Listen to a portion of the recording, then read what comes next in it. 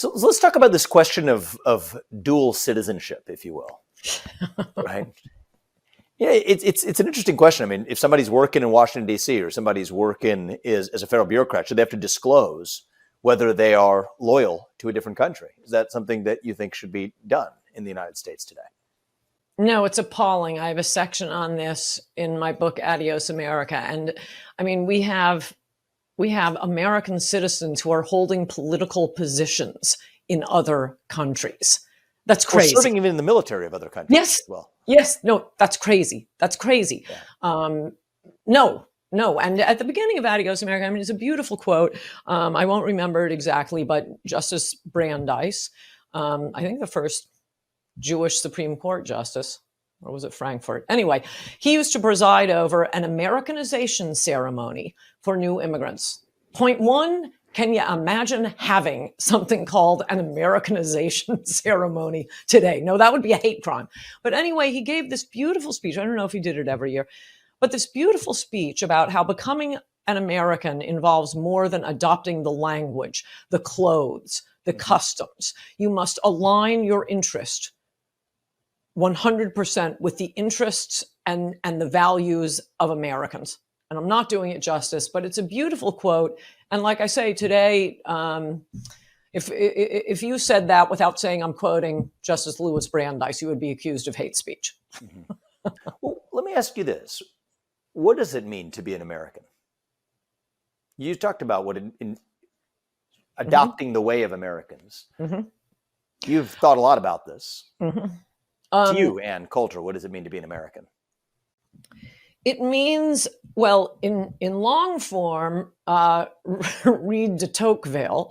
There is definitely a very clear American culture. When America started, we were probably the most honest people in the world. And, you know, to this day, they may have stopped doing it because it got embarrassing.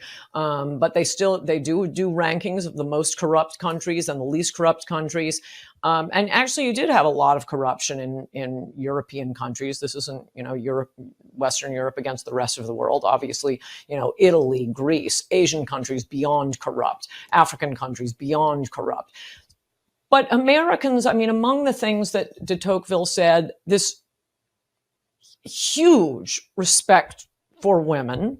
I hate listening to feminists talk about these brutal sexist American men.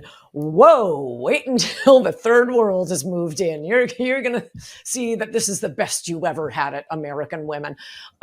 So rape was punished like murder in colonial times. This was absolutely something de Tocqueville noticed. The equality, the social equality, to use my friend Mickey Kaus's term, and that was, it's a violation of the Constitution for the government to confer titles on you. So you want to become a lord in Great Britain? Give up your American citizenship first. It's against the law, and I like that. So no matter what rank you were, and rich person may have a really big house, poor person may have a smaller house, but there was a sense of what you were saying before. We were all citizens. We were equal in that sense, and respect for one another. No, like looking down on no Indian caste. Very opposite of that. Very opposite of the British class system. And freedom.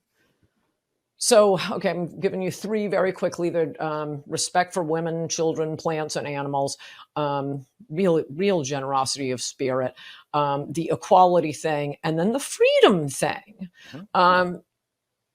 Because the first Western Europeans who landed and created the country known as America, well, I guess it was still a colony, America, the United States of America, they were heavily fleeing religious persecution. We got the Presbyterians or Protestants from France, and they fled to the Netherlands. You had a lot of people, the crazy Puritans, and they were crazy, but it was kind of a great opening for this country.